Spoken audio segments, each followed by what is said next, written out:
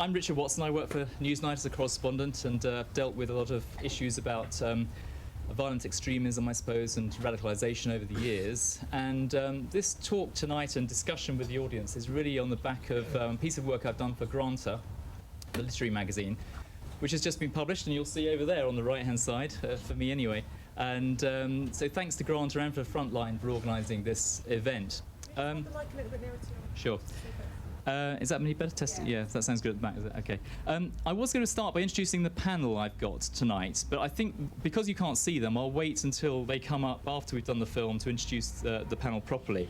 And I'll crack straight on with the presentation. I mean, tonight I think what I want to do, it's a presentation of three parts, really. I mean, the first thing I'll do is talk about the work I've been doing for Granta and for Newsnight over the years and what led me to this area of interest. The second thing we'll do is introduce the panel at that stage after I've played a 7-minute film of views that I hope you'll find interesting. And then I'll introduce the panel and we'll kick around some of the ideas with the panel about the relationship, if there is any, between terrorism, extremism, violent extremism, radicalism, social cohesion. We'll be kicking all those ideas around with the panel.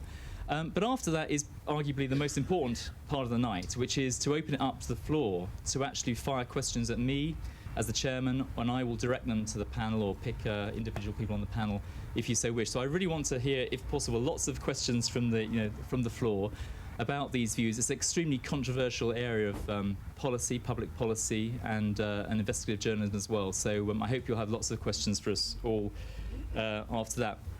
But let me start by casting back about 8 years ago to when I first became interested in this whole topic.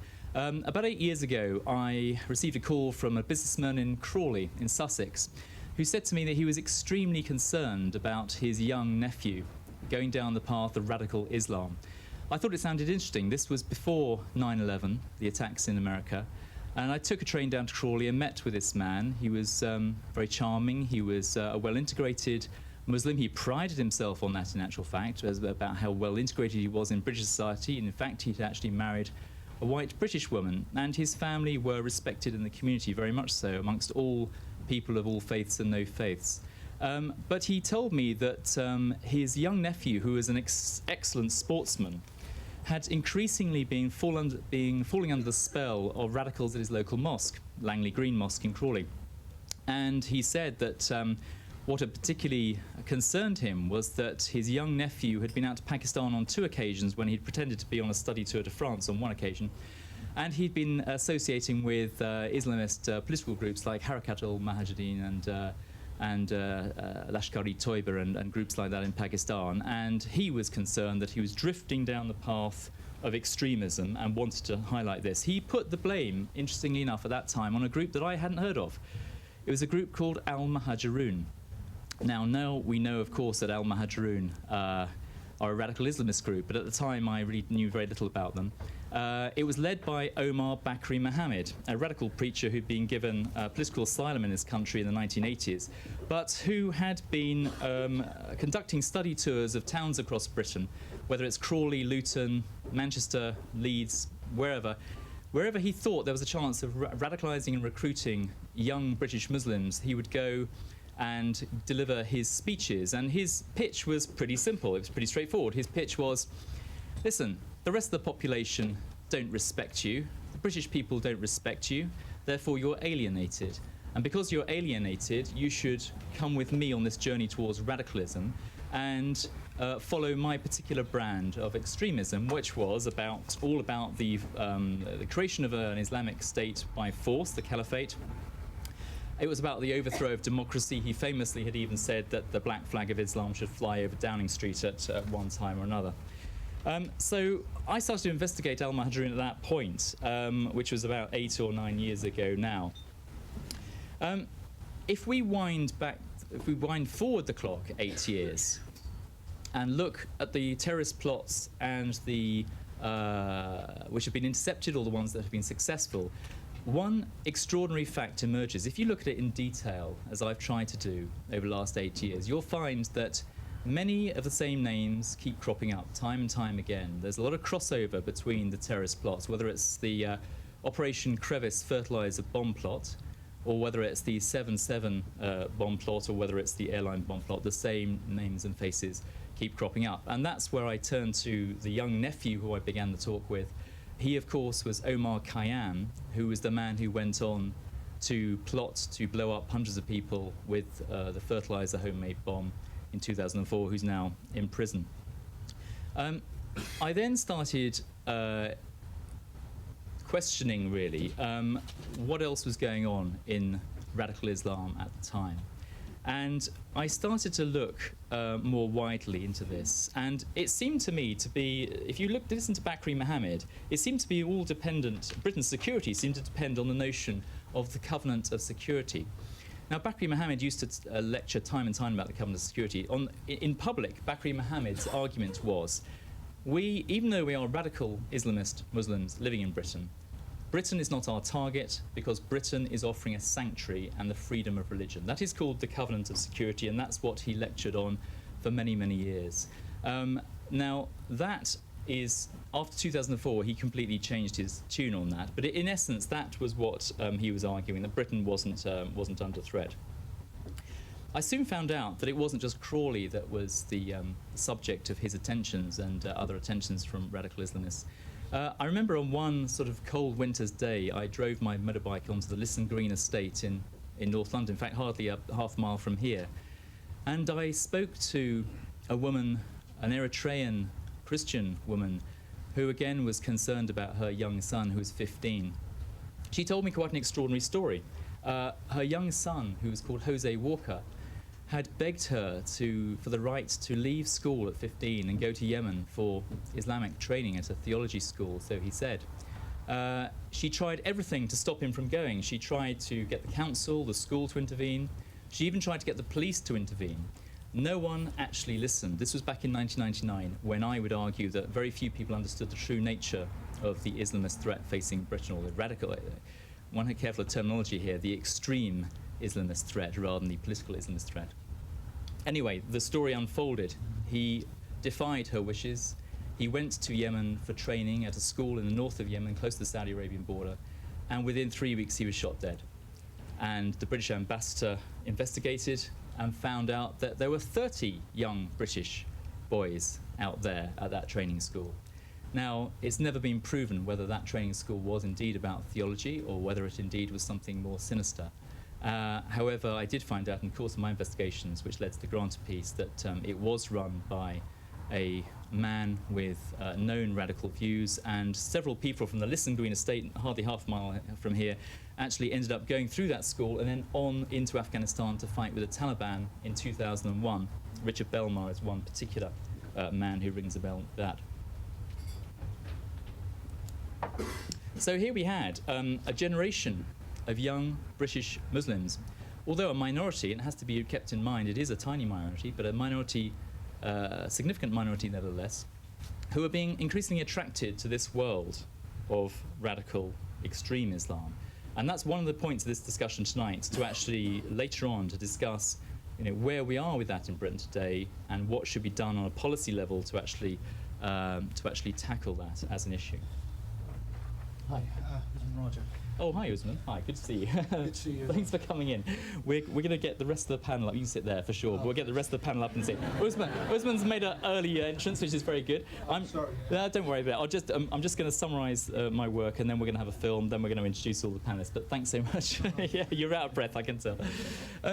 So all this really begs a big question. I mean, if hundreds of young British Muslims from the age of 14 to 21 or so in the late 1990s were being recruited by people like Bakri Mohammed, who were being instilled with this rather absolutist and sometimes violent ideology, then what was British intelligence doing about it? What was the government doing about it? And that was one of the big questions I tried to ask in the Granta piece, about what did the British establishment, if anything, know about this?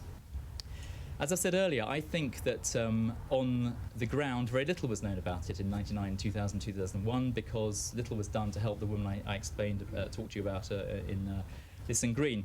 For the Granta piece, I interviewed Sir David Omand, who's a former head of GCHQ, the government's official listening centre, and a former cabinet advisor on intelligence. And he had a very interesting point of view. He said that the phenomenon of radicalisation was certainly not missed by the UK authorities, so he argued, but he argued that the security authority monitoring of this activity did not at the time reveal intentions to direct violence against the UK or against UK interests overseas. Now, I think his view really encapsulates the official establishment, government view and intelligence service view of radical extreme Islam in the late 1990s. And that is basically, it was a classic sort of MI6 kind of philosophy, which is better to know your enemy and have your enemy on your doorstep. And you can keep an eye on people, and you can even use them as sources. There are anecdotes, and it remains unproven, really. This world is very murky, obviously, but it is clear to me that approaches have been made to some extreme Islamists to try and recruit them into MI6 and MI5 with varying degrees of success. And I'm thinking now of Abu Qatada, one of the most significant figures in this whole story, who was closely linked with the GIA from Algeria. So this was the official position. In my view, and as I've set out in the Granta piece, I think this was an incredibly naive view to take of the emerging threat at the time. More than that, I think it was morally quite dubious. The idea that somehow you could condone people planning mass murder overseas as long as they didn't affect British interests is questionable, to say the least. And I think that this policy of watching and waiting has backfired enormously, and it's something we'll discuss. And I'm sure the panel won't all agree with me on this, and I'm sure there'll be a heated debate about it. But my argument really is that this has been a disaster for Britain. This failure to address the issue in the 90s and the early 2000s, it's been a disaster for Britain, and it's left us with a very, very large problem. Well, just how big is that problem that we've been left with? I mean, you speak to different people, you get different answers on this. But Jonathan Evans, the current head of MI5, estimates officially, on one of his rare public pronouncements, that there are 4,000 young British Muslims, mainly male, who are considered now a threat to national security. And he says that his service is occupied with 200 terrorist plots or terrorist cells, which are being actively monitored and taking up huge amounts of resources for MI5 and the Special Branch and the Counter-Terrorist Police. So that's where we are today, if you choose to believe MI5's assessment of it. I'm sure there'll be other people who won't share that view. Before I play you a 7-minute film to give you an idea of the kind of views I'm talking about, I want to say one thing. One of the things I want to come back to tonight is the relationship, if there is any relationship, between terrorism and political Islam, however extreme. I mean, there is complete range of views on offer here, from people who believe it is permissible to kill fellow Muslims, takfiris, to people who think it's permissible to kill civilians, as in the London bombers, to people who think it's just permissible to kill British soldiers overseas, to people who think it is limited, or it should be limited, to an ideological debate based in the UK about creating a caliphate overseas, i.e. a non-violent ideological debate. There is a whole spectrum of views out there, and in the media's desire to report this, I think it is a fair criticism to say that this spectrum is oversimplified, and people get the wrong end of the stick when it comes to this spectrum, because there are distinct positions on this. Now, the problem that the British Security Service made, the mistake they made in my view, was misunderstanding the nature of the threat. In the 1990s, MI5 was principally occupied with Irish terrorism. And as that started to decline, as the threat level started to decline, the obvious thing to do was to turn the oil tanker around to face the new threat which was emerging, which was violent Islamic extremism. And it takes a huge amount of time, or it took a huge amount of time to turn that oil tanker around, far too long in my view. And I know that there are insiders within the intelligence world who were pressing MI5 to look at this threat much more closely, and the resources weren't given to them to do that. So there we go. And the other big mistake that was made was that for every radical preacher who was invited into Britain in the early 1990s, like Abu Qatada, Abu Hamza, Omar Bakri Mohammed, all these people were given political shelter here to a certain degree. For every one of those people, they would then probably recruit 10 or 15 or 20 others. And those 20 others would then go on to recruit others. And so the threat has escalated exponentially, in my view, to the point now where, if MI5 are correct, we have 4,000 people in this country who are a threat to national security. And to give you an idea about the second generation and third generation violent Islamists or extremists, I want to play you a 7-minute piece that I've put together from stuff I've done for Newsnight, which will give you a flavour of some of these views. So if we can play that now, Deborah, that'd be great. I say that there's 4 seats here. If any of you standing at the back want to sit, come now. There's 4 seats here. If this man, would you like to sit in the front row? Yeah, I see the film.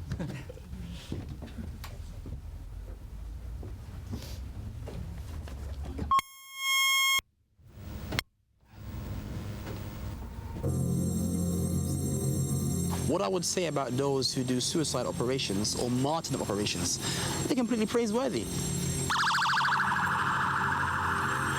If I see Mujahideen attack the UK, I'm always standing with the Muslims. The banner has been risen for jihad inside the UK, which means for them, it's allowed for them to attack. I know this only Tony Blair came out. George Bush came out at the same time. What did he say? He said, you're either with us or you're either with the terrorists. And what did we Muslims say? We said, well, no, we're with the terrorists. Allahu Akbar. Allahu Akbar. When they speak about September the 11th, when the 2 planes magnificently went through those buildings, okay? And then the 2 people turn around and say, hang on a second, that is barbaric. Why did you have to do that?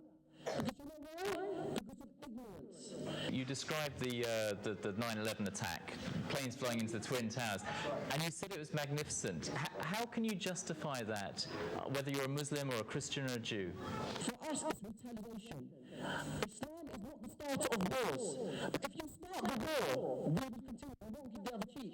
The actual killing of innocent civilians can't be right. It can't be right according to who? According to you, it can't be right, okay? According to Islam, it's absolutely right. Because when you talk about innocent civilians, okay, do you not kill innocent civilians in Iraq? Do you not kill innocent civilians indiscriminately in Afghanistan?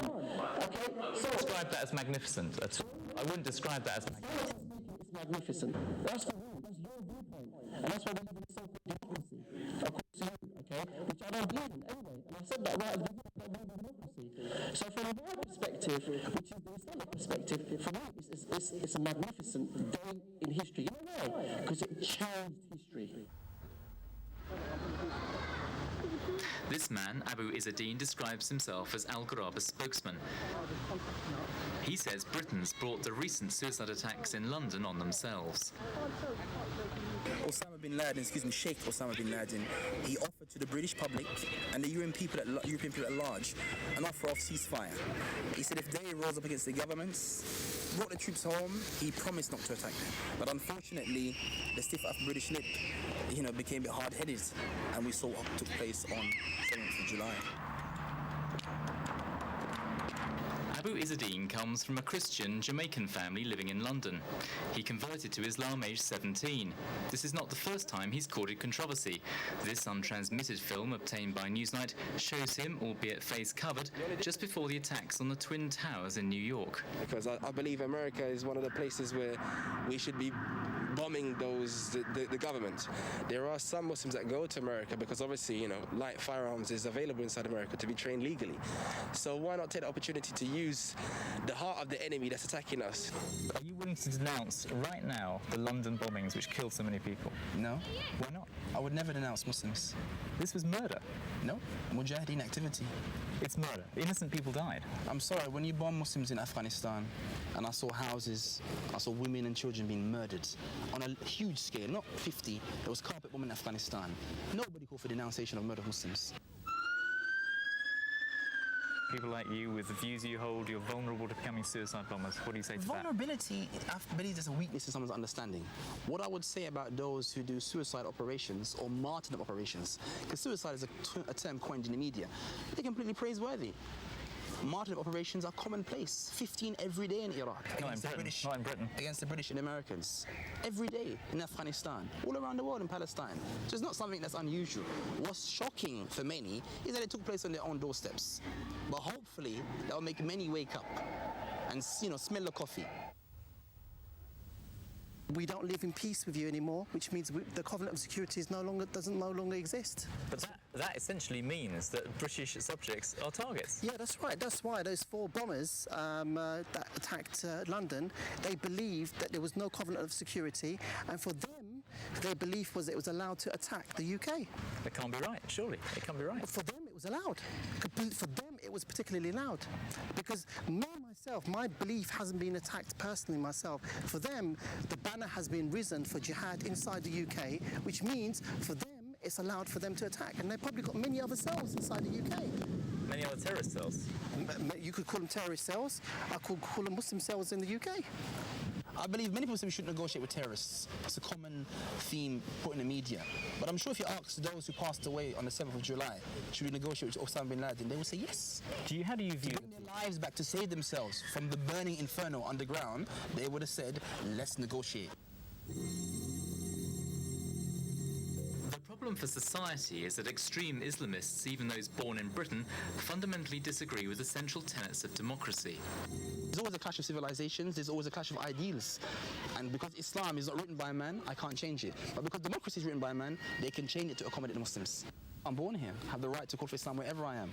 And that's the problem for many inside the British society and establishment, that the community here, the new generation of Muslims are born in the UK. We have a British passport and British citizenship, but our allegiance is only to Islam.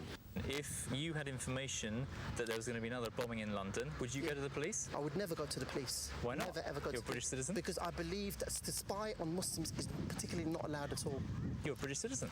I'm a British citizen, but I'm Muslim first, and I'm Muslim second, and I'm Muslim last. But don't you see that as completely incompatible with being a British citizen? Yeah, but the thing is, I don't believe, even if I'm British, okay, I don't follow the values of the UK, I follow the Islamic values. That's the key point. Where is your allegiance first, Islam or Britain? There's no issue of first and second. I have no allegiance to the British Queen whatsoever and to British society. In fact, if I see Mujahideen attack the UK, I'm always standing with the Muslims. Never against the Muslims. You wouldn't denounce that? Never. Even if my own family was to be suffered inside attacks, because we always stand with the Muslims regardless of the consequences. Democracy, they argue, is a man-made system and therefore haram or banned under Islamic law. You, as I understand it, think it would be justifiable to overthrow a democratically elected government to establish that Khalifa? Well, of course. And what's the problem with that? Well, it's a huge problem. The British government are willing to overthrow Muslims inside Afghanistan, to kill and rape and murder, to establish a democratic system. If the British public don't like Sharia, it's going to be over their noses, whether they like it or not. It's going to be over Tony Blair's nose and George Bush's nose as well. And for your information, the British government knows that. That's why they're so terrified of the Islamists. I don't believe in freedom, because freedom is an absolute term, and your freedom encroaches on my freedom. We don't believe in freedom as Muslim. We believe we are, and every action is restricted with the Sharia rules. So I'm saying clearly I don't want to live in a society like that. What do you say? You don't want to live in the Sharia. But when it comes, I'm sure you'll change your minds. Oh,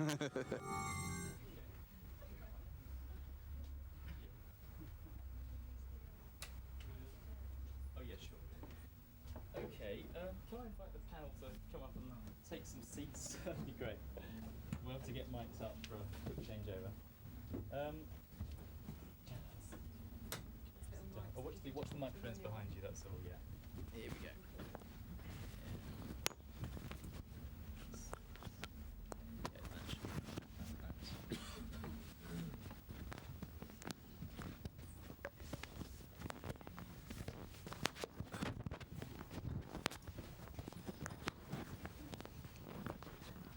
So, let's hope this microphone's working. Testing. So you saw a variety of views there from several people some of whom are now in prison, of course. The man with the white robes was Abu Izzadeen, who is currently serving time for terrorism offences, and the other man who's talking about the covenant of security not existing anymore was Abu Uzair, who is still out and about and at large. And that is a narrow snapshot of some of the views of Al Muhajirin supporters. Now I'd like to introduce the panel here.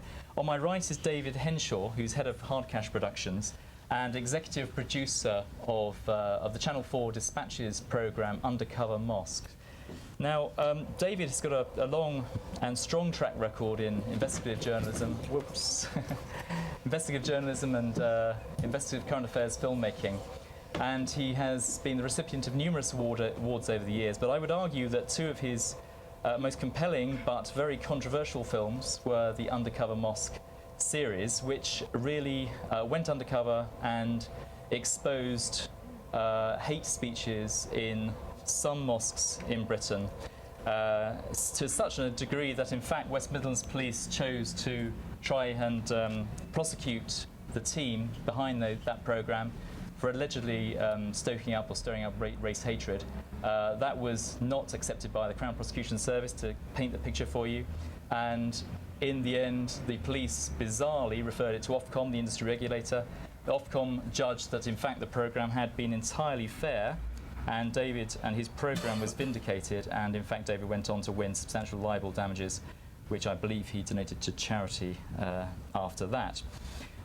On my far right here is Iftihar Ahmed, who is head of the London School of Islamics. Iftihar has a long tradition and experience of teaching in Britain, and I think it's fair to say that you come from a point of view of saying that one of the great ills of our society is that we don't have enough faith schools in this country, which is going to be an interesting view for discussion. We don't have enough faith schools, and I think you want state funding for further state schools for Muslims. On my left is, far left, is Sheikh Musa Admani. Musa Admani was the first imam to be appointed to a British university at London Metropolitan University in North London. He has a long experience of tackling radicalisation issues. In fact, I know for a fact that he has tackled many students with those kind of views and engaged with them to try and bring them back into a more sort of moderate position.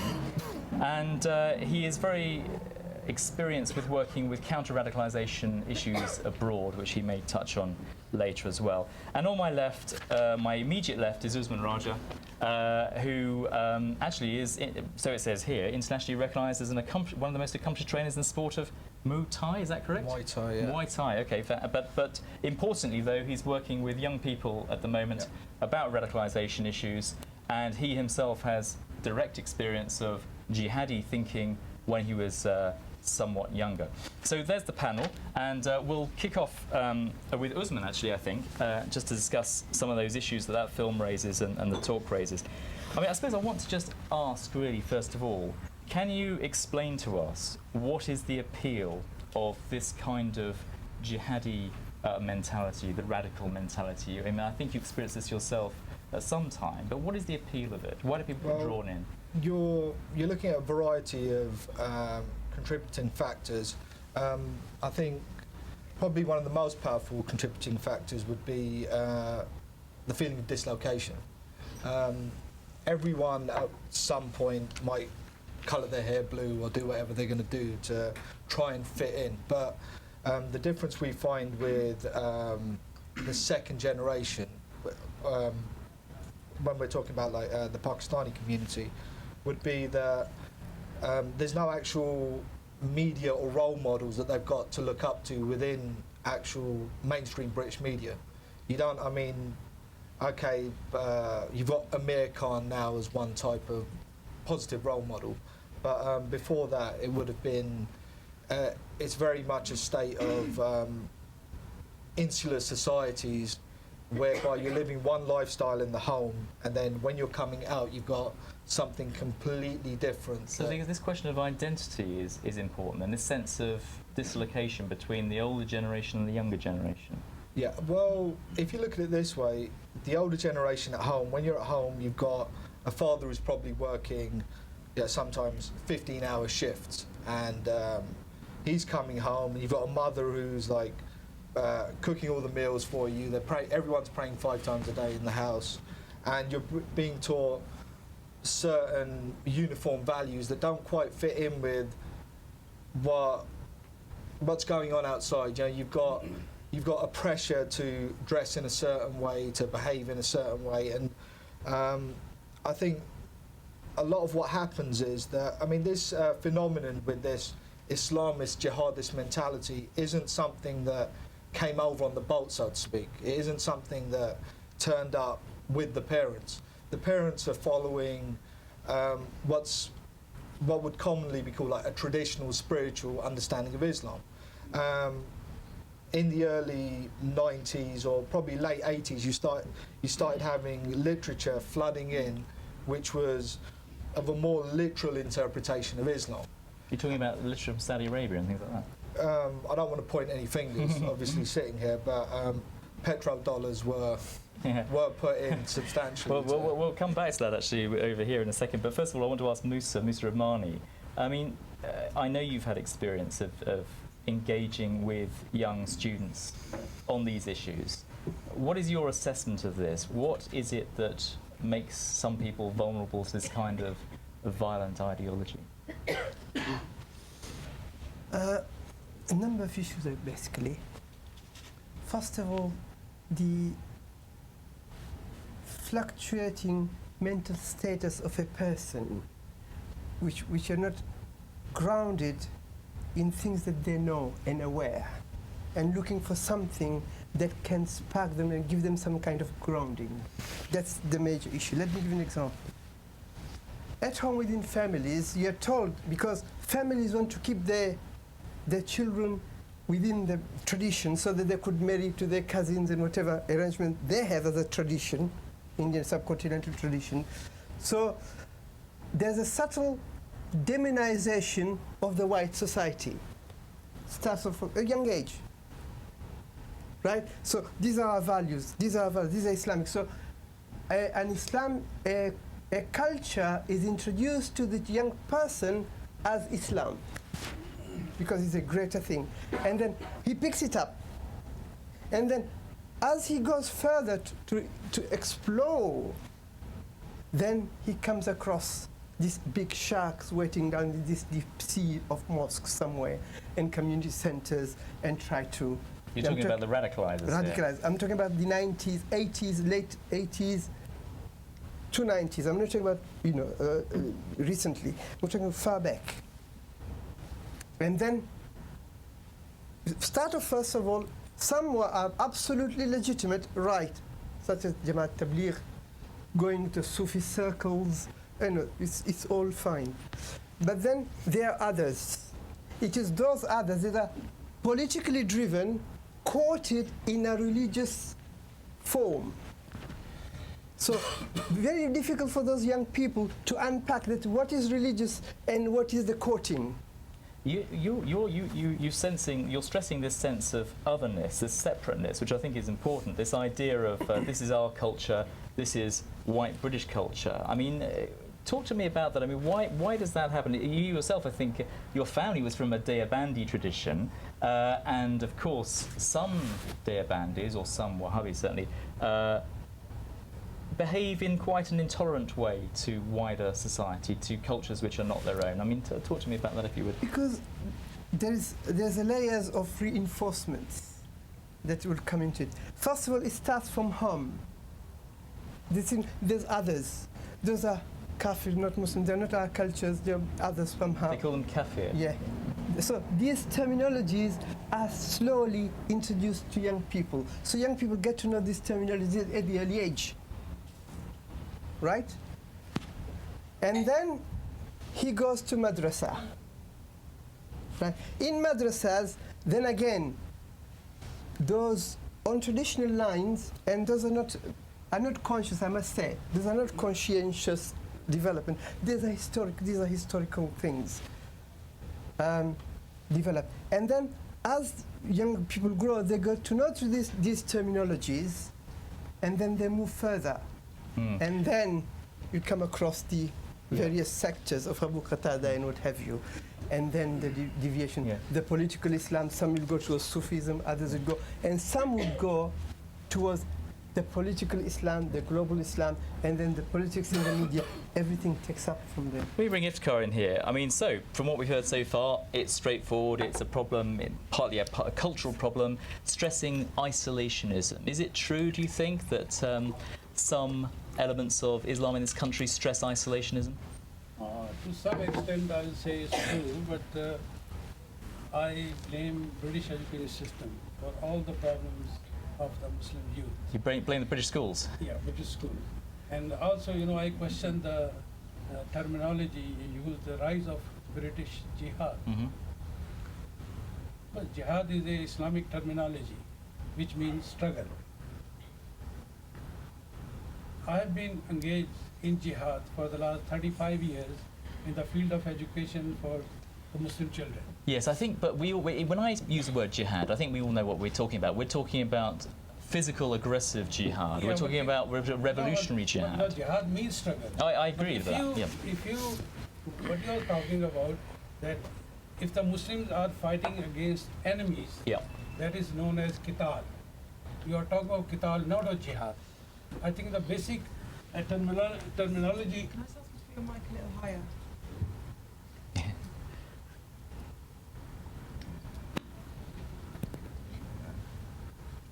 Carry on. The basic terminology is wrong. You mustn't use the word jihad. Well, I think because jihad is used by doesn't many extremists. No, but thing is that qital. What you are talking about, qital, not jihad. But on your central point, though, what is wrong with British schools in your view, then, that's leading to these problems? That's quite a sort of radical thing to say, in a way, if you say so. As the imam just said, that at home we teach something else. And when he goes to school, straight away, a child of 3 or 4 or 5, we teach our small children, when you go and say Assalamu alaikum. All right? When you go to a state school where there's no Muslim teacher, there's no bilingual Muslim teacher, and the teacher say good morning. And the conflict starts from there. But the key point, though, on this, is whether you've identified a problem, but the key point is whether the solution to that problem is more faith schools for Muslims, i.e. increased isolation, I would argue, or better integration into British society. But what do you mean by integration? Well, I don't mean being educated necessarily, having in silos of schools exclusively for Muslims. Yeah, but we are interested in the education of the Muslim children. And the educational theory says, if there are some teachers are sitting here, that there must be a positive correlation between school and home. Otherwise, the education of the child will suffer. The same thing has been happening for our children for the last 60 years. They are cut off from their culture, they are cut off from their language. Majority of British Muslims are from Pakistan, and when they come here with different languages, but all the Islamic literature and poetry and newspaper is in Urdu. We have to teach them Urdu so that they can learn their own cultural language, but they are cut off from these. And what do you expect? The Sadiq, who comes from Leeds, so-called 7-7 bomber, and I have just read in a newspaper that the school he attended in Leeds was rife with racism for a long time. You're talking about Muhammad Sadiq Khan? Yeah, Sadiq Khan. And recently, the Leeds Education Authority and the school where Sadiq attended, they invited NGO from Northern Ireland, which was state-funded, and I don't remember the name of that organization.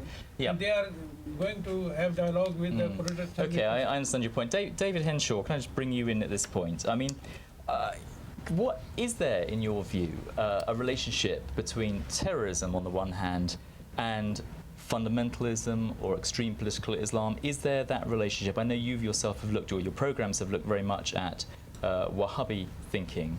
Do you think that relationship exists or not? Well, I think that what you can say is that the theology of Osama bin Laden is the same as the theology of the Saudi state and the Saudi royal family, which is, to say the least, ironic if we're treating the Saudis as our allies in the war on terror. Incidentally, I agree with the historian Michael Burley that it's absurd to talk about the war on terror because you can't have a war on a tactic. However, since that's the phrase that's used, I suppose we'll have to use it.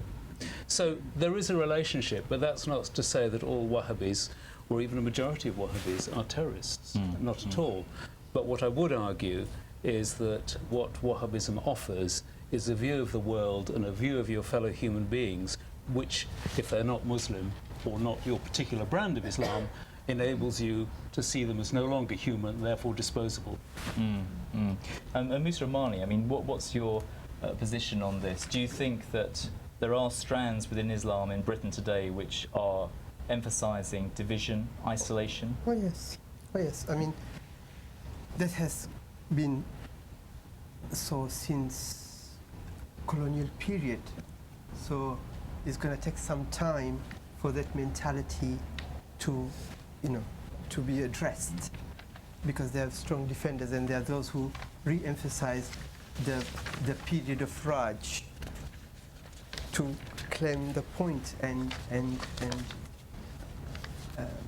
this struggle will continue within the Muslim community for years to come. But now the problem is that it's been boosted and inflated by the Arabic literature, Arab literature. I mean, it's not necessarily Saudi only, because the funding comes from Kuwait, Bahrain, you name it. They're there. They can fund you in hordes of money. And what does this literature say? I mean, what is the key message behind this literature? The key message behind this literature is that you're Muslim, you're not supposed to relate to others, non-Muslim. Anyone that is not Muslim is a kafir. Now, since this community doesn't have the knowledge to examine and test those views, whether who is kafir, how, what are the criteria for kufr, when were they devised, how can we say, are they kufr according to names, or somebody who did not give the creed of la ilaha illallah becomes kafir, or is it if somebody lives those values and does not pronounce this la ilaha illallah creed becomes Muslim, and that who pronounces it and does not live that life becomes. These are the debates that we need to have within the wider Muslim community. Now, it's driven on a singular basis by these and pushing this. It's permissible to kill the kafir. It's permissible to those medieval period when Islam, Islam Muslim empire was being expanded in the name of religion and then creating division, were being reintroduced.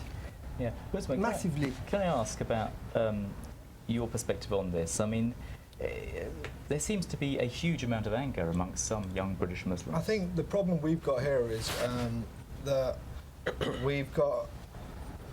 I've grown up in a white community. I've grown up in Aldershot home of the British Army. I grew up with a lot of racism, but at the same time, one of the things that brought me to that jihadist mentality was I was actually the right-hand man for one of the guys that you had on your documentary. One of the things that brought me to that was the charisma and the brotherhood. But the same thing that brought me out, the thing that brought me out was the fact that being a second generation Pakistani who actually sat round white people's houses, ate with them, had and still has friends. I mean, I trained with the British Army boxing team, so that shows you how that shows you my dealings within the integration thing. But the main thing that what was so attractive though at the beginning that drew you in? Brotherhood, the charisma of these speakers, and also the fact that I'll give you an example. I was being brought up in a white school, and the English teacher turned around to me and asked, and this is as a completely, I had no knowledge of Islam whatsoever, and the English teacher turned around to me and asked me to justify why the satanic verses should be banned. And at that point, I felt, wait a minute, I'm different to everyone else here. So you can imagine. So you did, that even growing up in that environment, you did feel a sense of difference. Well, that's talking about the first hurdle was racism. Yeah. But then I used to think to myself, well, everyone isn't like that because I've got my friends around me. But on top of that, you've got the miseducation and or lack of education about the Muslim community in itself. I mean, we're dealing with an issue right now. We're dealing with a problem. If it is 4,000 active jihadists, or whether it's the whole of a Muslim community that feels targeted because there's books that aren't being banned. There's comic strips that are coming out, and they feel targeted. They feel targeted because every time they respond, they feel like nothing that what they take as sacred is being insulted. Iftikhar, if I bring you in on this, because I mean the media obviously play quite a role in disseminating these views and also examining these problems. I mean, in your view, do Muslims feel victimised at the moment? Yes. And I'll come back to Undercover Mosque program, and I think that the preachers are not promoting segregation or violence against non-Muslims. They are helping and teaching Muslim youth to develop Islamic identity. Well, the quotes were the quotes, I think, the on preaching Undercover were Mosque. quoted out of context. And Well, that's not what Ofcom found, to be fair. Portrayed them as the enemies of the state. Imams and masajid are providing invaluable service to the Muslim community. But Can I just let David come in and respond to take that? a special context? Is a hub of hateful. No one's ever explained to me what the correct context is of one phrase from a preacher in that film: "Woman is born deficient." What's the correct context for that? I don't know. Why did you go there to do the filming there? First of all, take that homosexual and throw him off the mountain. What's the correct context for that? But there is a context, but you because you are a Muslim, that's why you don't understand. Therefore, you have no right to go there. But I suppose the point is that what may be appropriate in Saudi Arabia, and that's even arguable, I suppose, is that kind of view that David said appropriate in modern Britain today? Look, we have to teach our children what Islam says about family life and your relationship with others. This doesn't mean that we are creating a hatred against others, but we take it as that we are creating hatred, and that's why I come back to one more point: is that during the time of Thatcher, there was a clause that state schools were given the right to opt out of the education authorities. And I wrote an article and sent it to press. And the press knew I'm recorder where I live because there are 10 schools. And they have written an editorial of this. Oh, the school's hijacker, right? I was regarded as a hijacker. Okay, let me ask you one. And I asked him, look, I'm not going to hijack your schools to Pakistan. It's okay. Let me ask you one point. Hang on a second. Back to the subject. Okay, I've done stories about the King Fahd Academy, for example. Okay, which is an Islamic school. Hang on a second. And their literature included statements such as alluding to Jews being as pigs, and it was Saudi Arabian literature. Are you really saying that that's the kind of literature that we should be seeing for children in this country? Look, again, you're talking out of context. Well, that's not out of context. It was in the literature. It was out of context. This is the Quranic verse. The Quranic verse clearly states that there was a community of Jews. Yes. But it depends on which ones you select. It depends on which ones you select. And as a punishment, they were. But you well know it all depends on which ones you select.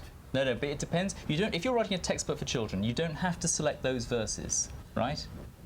Do you? I think we have to hit this. We have to hit the nail on the head. We're being a bit too polite and apologetic with the whole thing.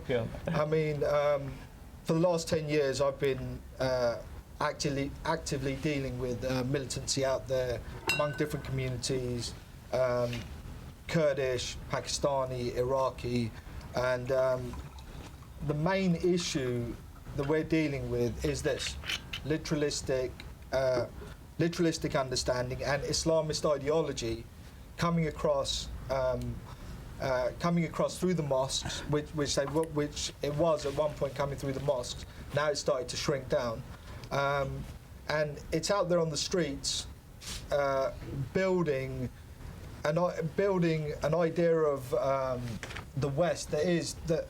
It gets to a point where, okay, this is it builds the idea this is Dar al-Harb, the abode of war. Yeah.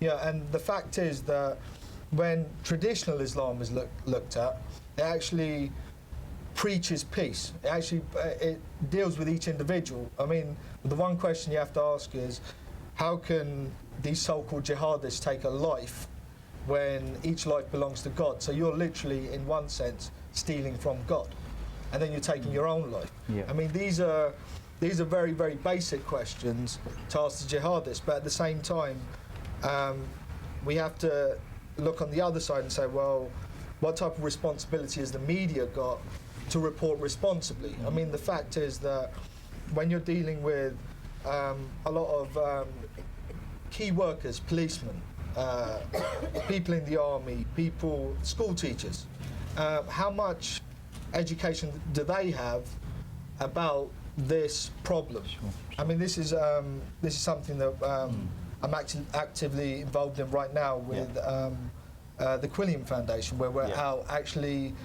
trying to build an understanding, not just from the Muslim community's point of view, from a grassroots level, but on that level with the police and the army. Okay, look, I think we've been rabbiting on long enough for now.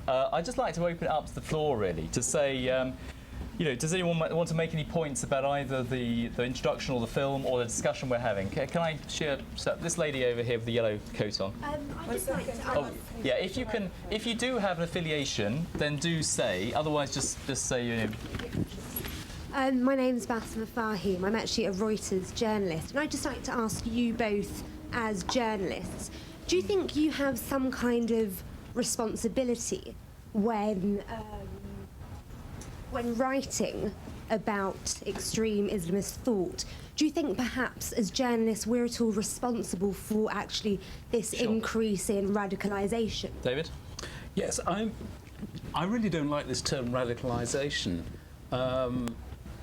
Because I don't think it's very accurate. Because what we're talking about is something that's fundamentally reactionary. As you've said, this is a very reactionary form of Islam.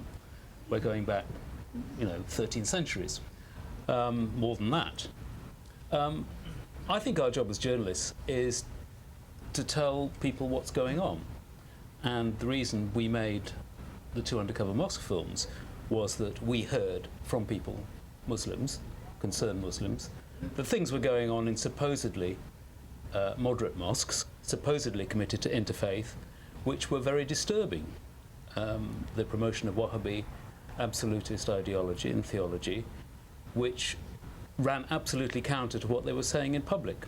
And I think it's our job as journalists to explore that kind of allegation and to gather evidence, and if the evidence stands up, to publish it. Sure, I think I'd like to just add to that. I mean, from my perspective, there is clearly a responsibility to reflect what's going on, to not to put it out of context. I mean, obviously Newsnight got a lot of flack in the early days for focusing on al-Muhajirun, and the cry used to go up, why report on al-Muhajirun? They're a tiny minority. Well, frankly, I would argue the London bombings of July 2005 is evidence of why it is important to explore these issues, while not trying to effectively argue that it is more than a minority of dangerous individuals. So the context is absolutely right. We do have to get the context right, but I would defend at all costs the right to report this kind of territory. The gentleman here, I think, had a point to make. Yes, with the blazer on and the stripy shirt. Yeah. Yes, I'm kind of... Just say who you are. Yeah, my name is Saifuddin Fajani. I'm kind of a student, and also I work for a charity. My father is Ikhwan. I go to Sufi circles, so I'm kind of like... the new generation, if you want to say. I'm quite confused about what's actually going on here in this panel discussion. I understand a lot of people here kind of are understanding that there is a radical kind of perspective, that there is like people out there who are bad, who want to dehumanize people who are not of the same faith as them. But from my perspective, the actual kind of problem is much more complicated than that. Well, set it out for us briefly, I'll give you, if you would. as briefly as I can, is this. And you're living in a society which is, you can pick and choose your own values, right? You can pick and choose who you want to be, who you are. But at the same time, there's an imposition from outside of who you have to be. Like, for instance, the gentleman here, the journalist, he said, well, you know, he talked about like homosexuality, he talked about Jews as pigs, things like this. And I'm going to be quite straightforward about this. Islam, the understanding of Islam that I have is that homosexuality is wrong. You don't practice homosexuality if you're a good Muslim. You can be a Muslim and practice homosexuality, but does not take away from the fact it's wrong. Same thing with the Quran. The Quran is from Allah subhanahu wa ta'ala. Yes. But what I'm saying is that with that, I do accept that I live in a society where these things are accepted. Precisely. This is the point, isn't it? I mean, one can't afford to be absolutist about it in a modern society like Britain. I live in a society which tells me that I have to accept certain values. If I oppose them, I'm either homophobic, or oppose them, I'm either this or that or the other, because I have to follow these values, but I don't. Gentleman at the back there, with his hand raised.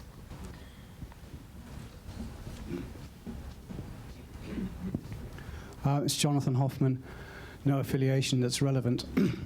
I want to really refer to this referral by West Midlands Police of the documentary Undercover Mosque to Ofcom and to the Department for Public Prosecution. I thought this was the most diabolical infringement of press freedom by the police that I have ever seen, or indeed hope that I'm ever likely to see. I think it was absolutely outrageous.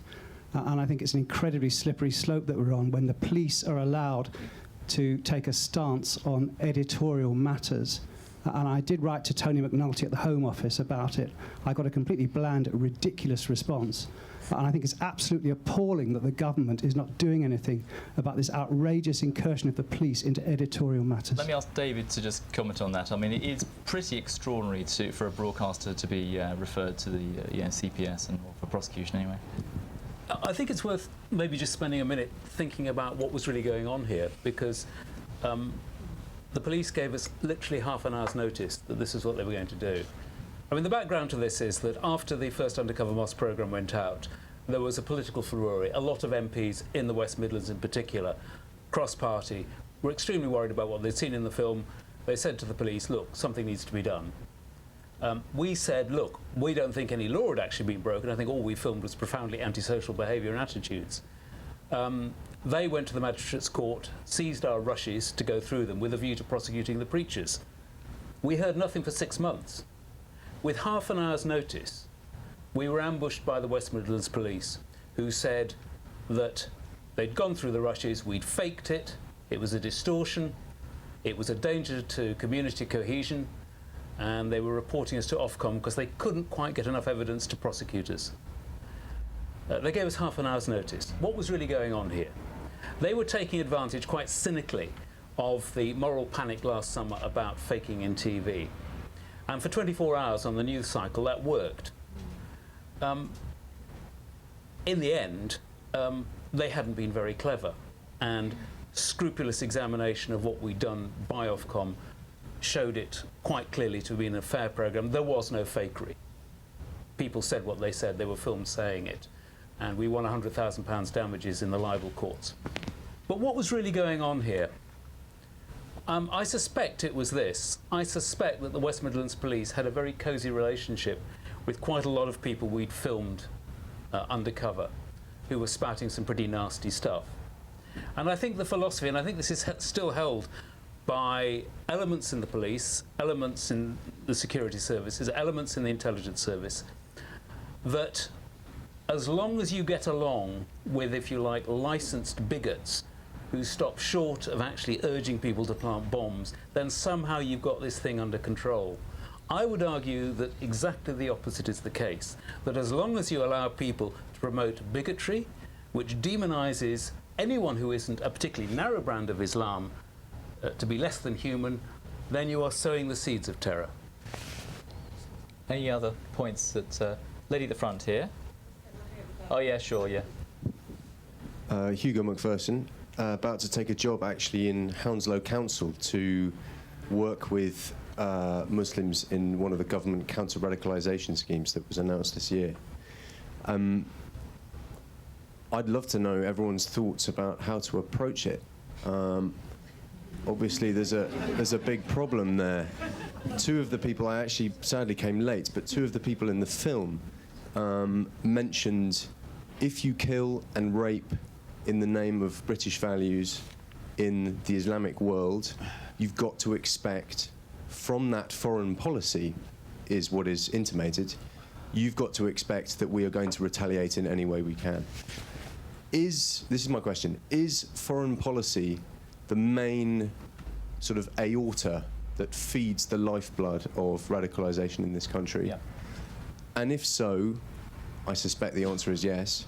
How do we, on the home front, tackle this when Jackie Smith will say, go ahead, here's some money, let's do some counter-radicalisation, but the Foreign Office will say, let's send more troops into Iraq, let's send more troops into Afghanistan. No, it's a really good point to explore, actually, because, I mean, it is often, from my perspective, it's often assumed that foreign policy is, by and large, the end of the story behind extremism in this country. I don't believe that. I'll go into that in some point. But I want to ask Musa Admani, what's your judgment about the balance between foreign policy and other factors which lead people to become extremists capable even of terrorism on home shores?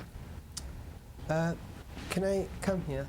Foreign policy has been used as an excuse very recently. In the 80s, there wasn't a question of foreign policy. In the early 90s, there was no question of foreign policy.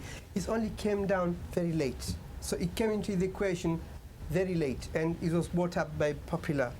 But it has a factor when people see those images.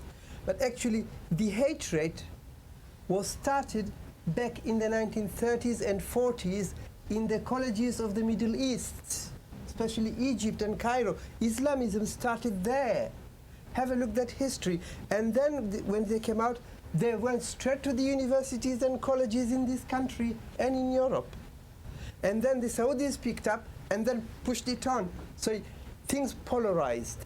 And then now any excuse to cover their action or justify their action becomes an accepted byword by the left, the left, the socialist radicals who want to shoulder, put their guns over the shoulders of the Muslim to shoot the right, rather than go to fight on their own battle. Yeah. So, in other words, I'll take these words. In other words, we sort of our naivety in this field allows us to become the victim, and at the same time also turn the aggressors. Because if you are a victim for long and you find no solution, the only solution to have is aggression. Right? So we accept the point that we are victims. So the Muslim world is victims, and therefore whatever happens there, it happens to me, it happens to my wife, it happens to my children. Now this is, polarization and expansion of the issues is counter to the very faith these people are claiming to belong to. But if you're a radical, but there's a factor there. But if you're an extremist, exactly. If you're an extremist and you're played a diet of videos from Chechnya or Iraq or Afghanistan of no doubt what the Americans and the British may call collateral damage, but is basically civilian deaths from bombing raids or whatever. That surely must be a recruitment factor. It does. It is. I've no question about that. But let's get rational into it. Shall I tell you a short story?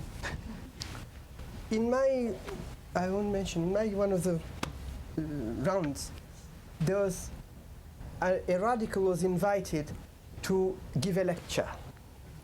And then before he started giving the lecture, he put out a video. And the video was about Abu Ghraib, right? The video was played, the exams were happening in that university. He said this hordes of young people, girls, boys, crying because we're taken up by that film. And then this speaker starts talking. As he talked, he had not realized who was around. As he talked, and I just said, can you hang on a minute? Very nice. This Abu Ghraib. said, yes. Can you give me some facts about it? He said, what? He said, what are the number of the British soldiers or American soldiers in Iraq? He gave me the precise number, 138,000, which was factually correct. I said, okay, second point. How many Abu Ghraib are there? If they're doing this Abu Ghraib in Iraq, how many Abu Ghraib would there be? And was the population of Iraq to be affected by it? As I started questioning, he became sort of very clumsy and very agitative. And what happened is that then that one-way emotional blast, blackmail that I call, that was taking place suddenly turned into question and answers, and then next time the guy was not invited. Okay, that's how the debate, you initiate debate to have a rational discussion. Iftikhar, can I address that point at the back? It's a really interesting point, this debate between foreign policy and what I may call, erroneously in your view, jihadi theology. But where is the balance? Is it that people are drawn because of what's going on in Iraq and Afghanistan? To some extent, foreign policy reinforces extremism. But I don't blame, because those children, those youth who are suffering from identity crisis, there's a possibility they will look at that thing, in a serious way. But if a person who is well versed in his own culture, language, and Islamic theology, I don't think whether he will be attached to extremism. Yes. I was going to say, I think Sheikh Musa Admani made a very important point when you talked about the ideology being developed in theological colleges and madrasas in the 30s and the 40s and the 50s. And, after 9/11, I think it behoved every one of us to start looking at history that we'd ignored in the 20th century. We'd grown up as a generation thinking that history had begun in 1917 with the Russian Revolution. But actually, you can see now that the period 1917 to 1989 is just a kind of parenthesis. There is a much longer narrative, and we should have been looking at 1924, the abolition of the Caliphate, what that meant to Muslims, the development of the Muslim Brotherhood, which you go into in your article. Crucial figures like Sayyid Qutb and Maududi, who combined political Islamism and also borrowed, I think, a lot of ideology and practice from far-right European movements.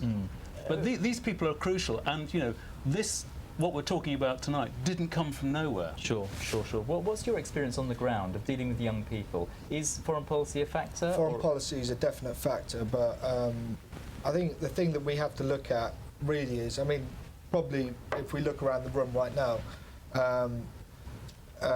how many people up here actually know people that are...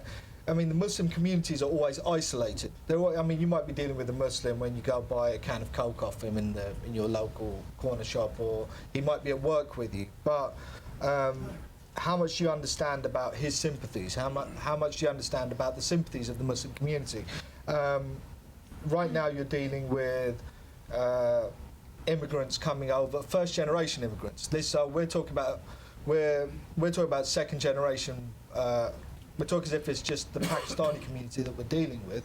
We're dealing with a first generation that's coming over from Kurdistan, that's coming over from Iraq, people that are coming over from Afghanistan, people that are coming over from Bosnia, people that are totally westernized or liberalized when they're living in the community but going into prisons and becoming radicalized.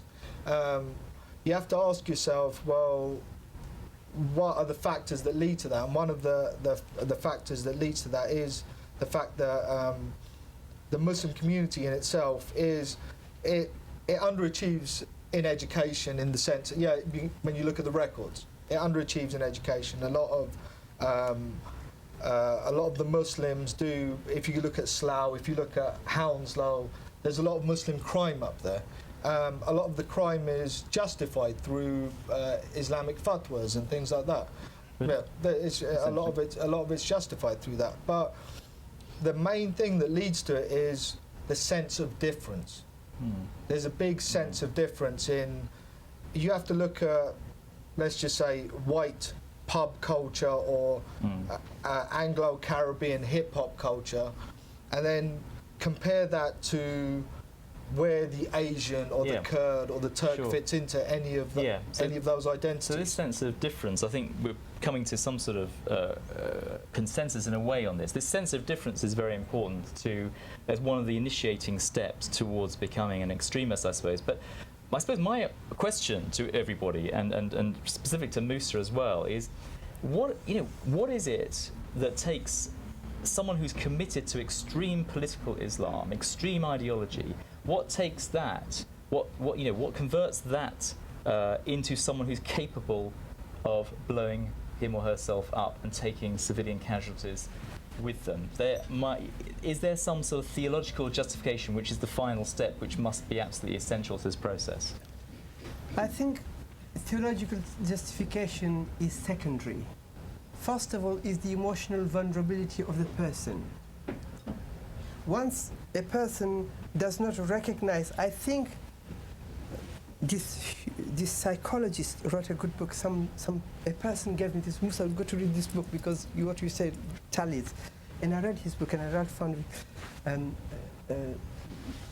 I think Milton Erickson wrote a book about emotional hypnotism, right? And this hypnotizing, when you run emotional speeches, as you saw there, right? Continuously bombard people, especially young people, continuous emotional speeches without any rational discussion and debate and challenges, then you are creating a binary mentality into the child, blocking all other avenues of exploration. And as that happens, then that person becomes vulnerable. So then his internal mechanisms of resisting his vulnerability becomes this source that either will let him go to the violence or restrain him from the violence because he's got some sense of rationalizing. Then the second point is that the fear that is inculcated. So there's one hatred because through emotion you pass hate, and then through fear you pass those resistance, you block those resistance mechanisms against not taking action. Is there a question though about becoming a shaheed though, becoming a martyr? Because if you look obviously at the suicide videos of Mohammed Sadiq Khan and Shahzad Temwir, they do stress this idea that they and their families will achieve shaheed, they will be martyrs. I was coming to this. This becomes the third point where the fear drives justification. Right. It's not justified that they would do it, but if you see the video of Mohammed Sadiq Khan that was put on, there was a moment of doubt amongst them. One tells the other that we are terrorists, aren't we? I said, here they are. Now, this is the point of intervention. Right. I don't think it's fair. I think it's frustration. The fact is that you've got a community right now, or you've got actually the word Muslim community doesn't actually work. You've got communities right now that are frustrated. When you've got to remember when a lot of young Muslims watch television, they're seeing what's going on in Iraq. They're seeing what's going on in Israel. They're seeing Muslims getting killed abroad. They're not having any interaction with non-Muslims in that sense. So almost, on one sense, they find themselves being dehumanized by what's being mirrored back at them on screen. Sure. They're not having the interaction with the non-Muslims, and when they are going out, a lot of the time, they're actually being given racism. I mean, I'll give you an example. In society nowadays, a lot of the people that are actually working in the police force, one of the dealings that I've had lately is with a few CID officers, for example, who have come up to me with some very, very obvious questions to do with what they called Islamic fundamentalism, which was actually the problem that they were having was to do with Islamic literalism and too much of a literal understanding of that, which the preachers and the books are putting out there. Now the fact is that there needs to be understanding of both sides. The media has to be responsible, and you can't have it where you open up a newspaper and you've got Islamic cleric does this, because all of a sudden now the person who doesn't know anything, the person who's only dealings with a Muslim, maybe that are at work, he's going to look at that Muslim and go, wait a minute. Yeah. Is this guy going to strap a bomb to himself? Yeah. So. Any other points? At the front here, this lady's been trying to get in for a while. Hi, my name is Natasha. I'm a journalist and I covered a couple of conferences from the Asia-Europe Foundation about interfaith dialogue, and I was a guest speaker for the media workshop of interfaith dialogue.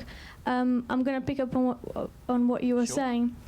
And you said that the reason why you stepped out of extremism is because you actually were in contact with white people, and so you felt that you didn't, because you were dining with them, you met them, you felt that you shouldn't be extremist towards them. Contact with human beings and the understanding. Yeah, the understanding. What's your question? So my question is to you.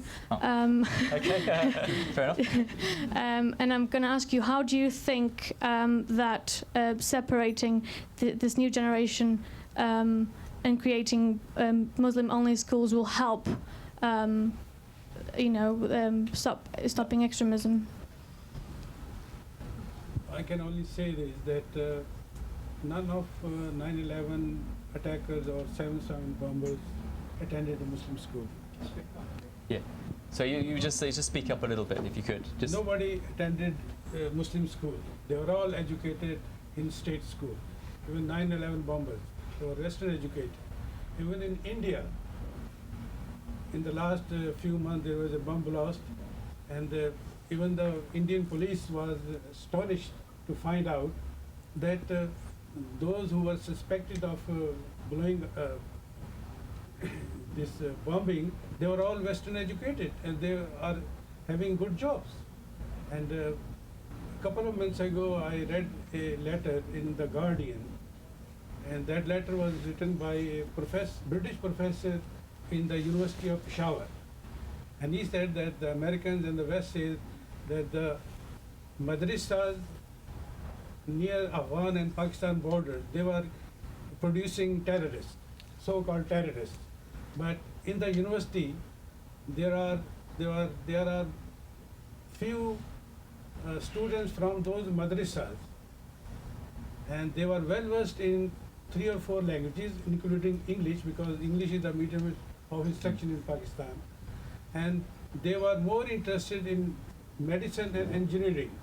And one of the students from that madrasa was so bright and gifted that his friends called him Einstein. Right, just pause there a second, but I think we actually, clearly there's a difference of opinion here, because the sense of difference is important, the sense of alienation is important. But on the one hand, we have a model here of further sort of isolation in terms of education as a solution, and over here we have an idea that actually mixing with other people is the solution. So I get the point, but I want to move the discussion on a bit. Lady at the front here with the pearls on. Here we go. My name is Jenny Taylor. I'm an author on religion. I run a religious media consultancy called Lapido Media, which was actually launched here. My question concerns this separatism and religious supremacism practiced by the Tablighi Jamaat. It's quite a controversial statement, that, I think. Well, it's very well documented by scholars like Yoginder Sikand, Philip Lewis, who wrote Young British and Muslim, who has himself said that where Tablighi settle, they create kind of, I suppose, ghettos around them. People actually move in to be near the mosque.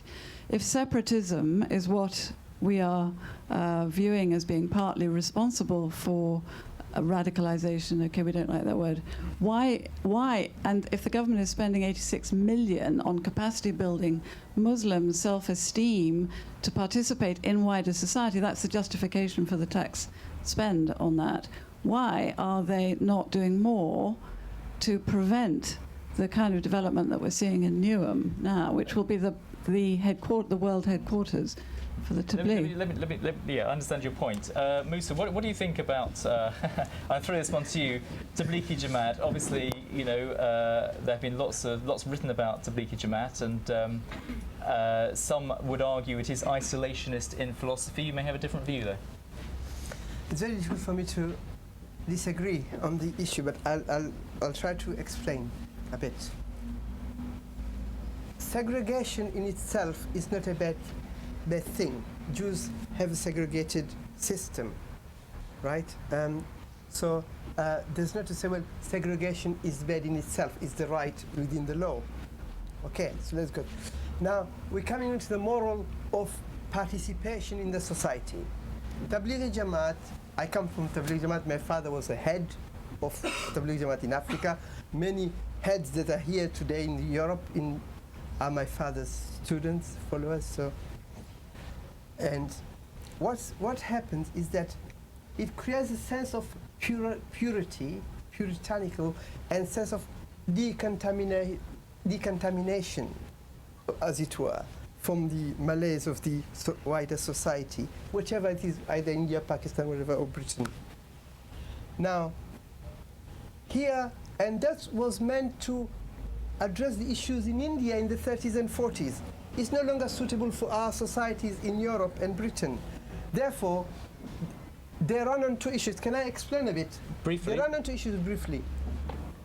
They run on what we call huququllah, prayer, fasting, etc. The rituals of Islam, right? Those are pushed, and the rituals requires isolation, purity, etc. Now, the other segment of Deen Islam, which is huququl ibad, the relationship with other human beings, is overlooked. And this creates a gap that is fulfilled again by the radicals, because they don't move far enough to address the whole spectrum of the Islamic teaching that is required to be holy. Yeah. So the pieces are picked up by others. Well, I think we'll have to move on, actually. The gentleman there with the black shirt on.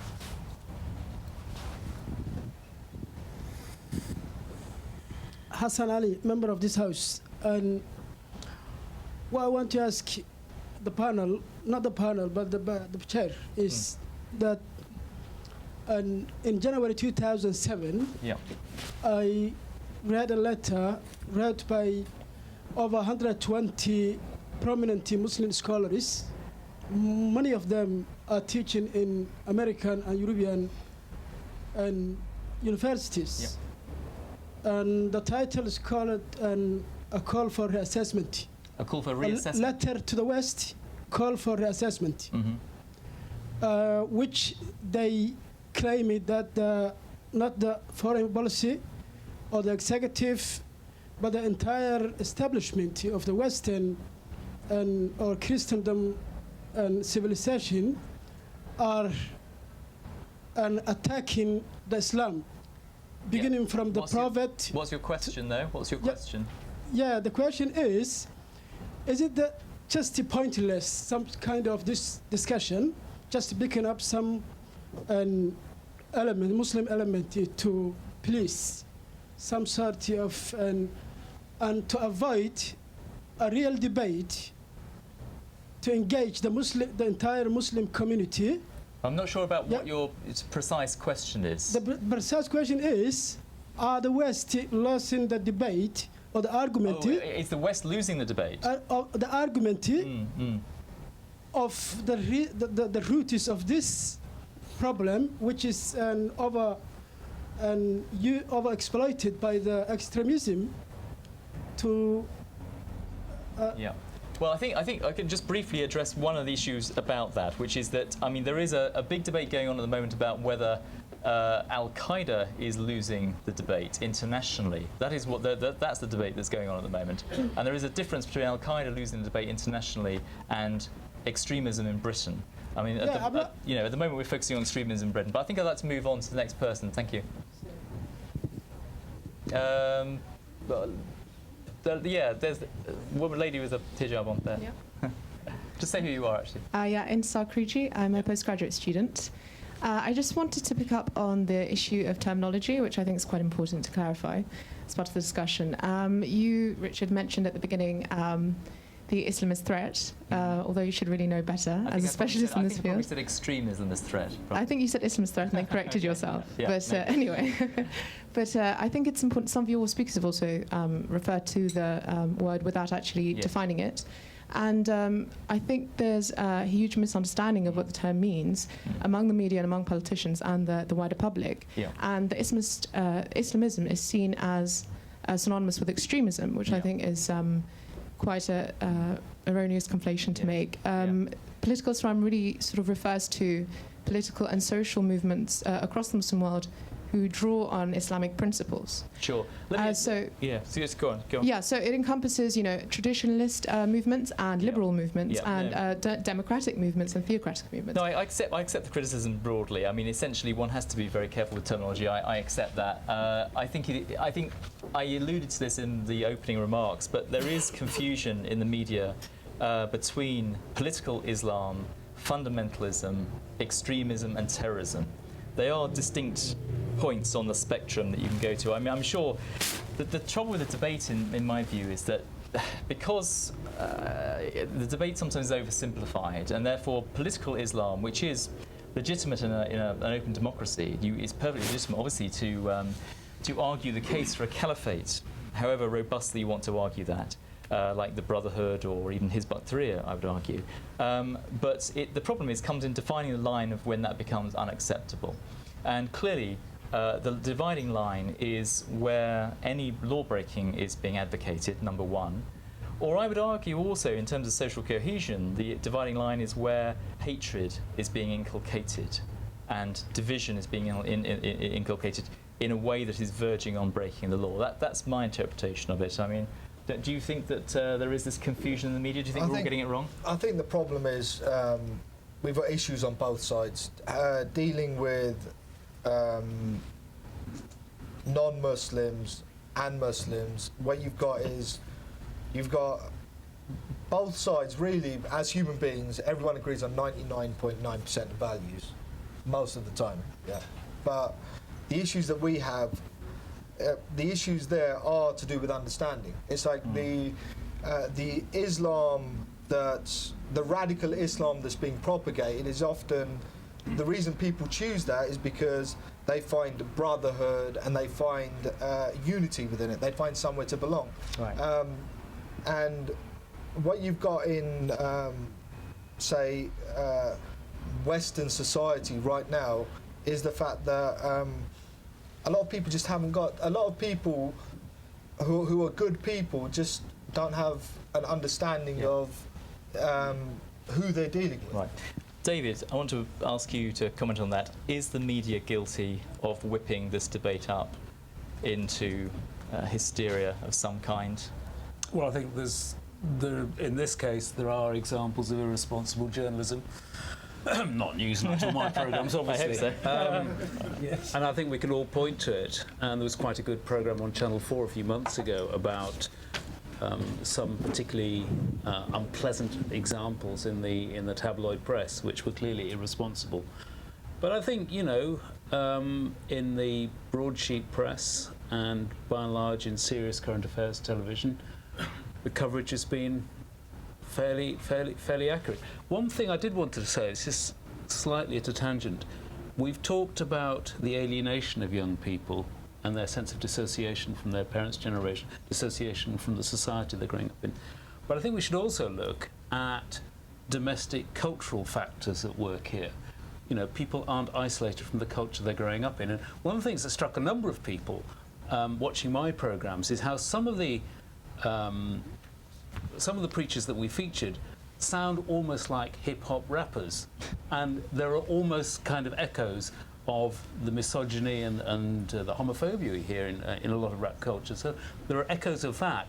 But I also think when you look at some of the suicide martyr videos, what do they remind you of? They remind you of the Facebook culture, everyone wanting to be famous just for a short period of time. I think that's a factor. It may be a minor factor, but it's there. Mm. OK, well, I'm afraid we've gone beyond our time, unless we can get an extension. Where's the... oh, can we extend for a couple of minutes? I'll take one question on the far left here. This lady here has been trying to get in for a while. Hi, sorry, I've just got a few points to make. My name is Piali Chakravarti. Yep. I was brought up in a completely white area. I had white friends from a child, as from when I was a child. I'm Hindu, I'm not Muslim. And the only time that I felt racism was when I started college. And it was actually from the Asians, because I was classed as the white girl with all the white friends. And I went to Queen Mary's University of London. They had a prayer room there for all the Muslims, so they weren't isolated. And now I'm at St George's Hospital studying. There's a prayer room there for the Muslims. So I don't get your point of isolation. And I didn't. My teachers from a young age said good morning to me. They didn't say namaste. I didn't find it a problem. My parents didn't find it a problem. My parents focused more on getting me educated, not so much on who I was and who I wasn't hanging around with. I think to a certain degree, have you been to Dewsbury in Yorkshire? Have you ever been to Dewsbury? Yes, I have. Yeah? I have, I mean, yeah. you can walk around Savile Town in Dewsbury and you feel the isolation there. You feel it. I mean, it is exclusively a Deobandi Muslim area. Yeah. Everyone is wearing burqa. All women are wearing burqas. Yeah. There is no mixing with the wider community. Exactly. It's a And sort as of I said, I've never aspect. felt any racism from white people. I've felt more from the Asians that I've met, and that's quite sad. No, point taken. One more. Oh no, we first have to. Yeah, lady here at the front. Hello, I'm Helen. I'm French, so excuse my poor English. I just have a question for you, sir. I'm very curious to know, when you decided to stop doing activities with the jihadists, what was the reaction of the Brotherhood? Were you completely rejected from their community, or how did they consider you? Okay, currently, because a few of the guys, I've got respect in the community for not. I'm not apologetic. I'm not like I pray 5 times a day. I fast during Ramadan. I don't drink. I don't take drugs. I don't smoke. But at the same time, I'm completely integrated into the community. But what made me leave was traditional Islam. So when I'm speaking to these guys, I'm giving them proofs of why I've left that understanding. Islamic proofs, theological Islamic proofs. theological proofs, and that's the problem we've got nowadays. Is that within the problem is there might be excuses to feel frustrated. I mean, sometimes if I'm watching television and I see what's going on in Israel, I feel frustrated. But at the same time, I've got a friend who's like a brother to me, who's Jewish, who was actually a non-practicing Jew. I studied the Torah and actually sent him back to the synagogue. So, but the fact is that I don't look at that. I don't blame Jews for that. I can see a difference between that and the IDF and the politics behind that. The fact is that there needs to be education within the Muslim community, which we're out there doing, and there needs to be the education on the other side, because this is sorry, I didn't catch, like you were saying, there's a differences between the Muslims and the Hindu community. I'm actually married to a Hindu convert who's studying medicine, so I don't know if that's the same thing that you're into, but the difference is that Muslims do have this, that Islam is a very important thing. Yes, but just picking up on that, in fact, I want to address this to Musa, but isn't it a problem when you adopt, not you personally, but one adopts a supremacist sort of philosophy on life, which is that I am right, my peers are right, everyone else is wrong, and they will be damned? Isn't that a fundamental problem in a society like ours? It is, I mean, and there's no denial of it. It is, and it would be, there's no denial. But the point to emphasize within the Muslim community at large have lost the overall concept of humanity to all. It's become sort of so focused inwardly that everything else does not matter. So the humanity concept has gone. So re-inculcating that humanity concept to be compassionate to all, because after all, God is compassionate. It's going to take some time.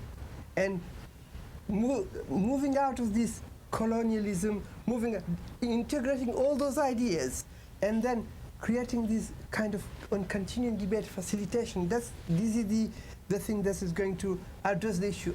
If you are going to say, well, Islam is the last religion, is the best religion, is everything, aren't you saying that the rest are irrelevant? Therefore, if they're irrelevant, at what point they deserve respect? Then it's a matter of degree. Yeah. And that's where the danger is. Okay. Deborah, have we got time for more, or you want to wrap up this? It's about 7 minutes past 9. One last question from someone. We've had that gentleman. The lady at the back there with the orange shirt on, we haven't heard from her.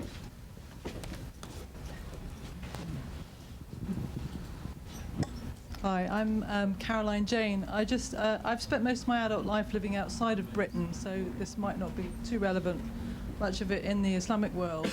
And the Islam that you're describing is not something actually that I recognise, and I wonder how useful it is to shine the spotlight on some perversion of Islam, where to me, my personal experience of Islam is that it's primarily a peaceful religion, and I'd like to see Islam taken out of terrorism. Yeah. To be honest. Well, it's a fair point, but it's one I disagree with. I mean, essentially, your experience of Islam has been international, and that's fair enough. But I mean, you've only got to ask the families of those who died in 7/7 in London in July 2005 to understand. I did live in Iraq. Yes, but my point is really that. I'm sure. But my point is, though, that Britain does face undeniably a threat from extremism. It should be put in context. Obviously, the vast majority of Muslims in this country and elsewhere are not interested in violence at all. However, I think we do have to get a balance, but it's absolutely right that journalists should report this area. I would totally stand behind that. We have to report that area. No, but it is a point that Islam in itself isn't the problem. Islam, when we're talking about everyone in this room, for example, Islam doesn't look at the word kafir in itself doesn't mean non-Muslim. It means to be ungrateful. So a Muslim can be a kafir as well. But it also stipulates the fact that in order to be a kafir, you have to have full and complete and correct understanding of Islam, which hasn't been clouded by any other means. So everyone in this room does it. There's probably no one in this room that actually comes under the stipulation of kafir in the understanding of Imam al-Ghazali, for example.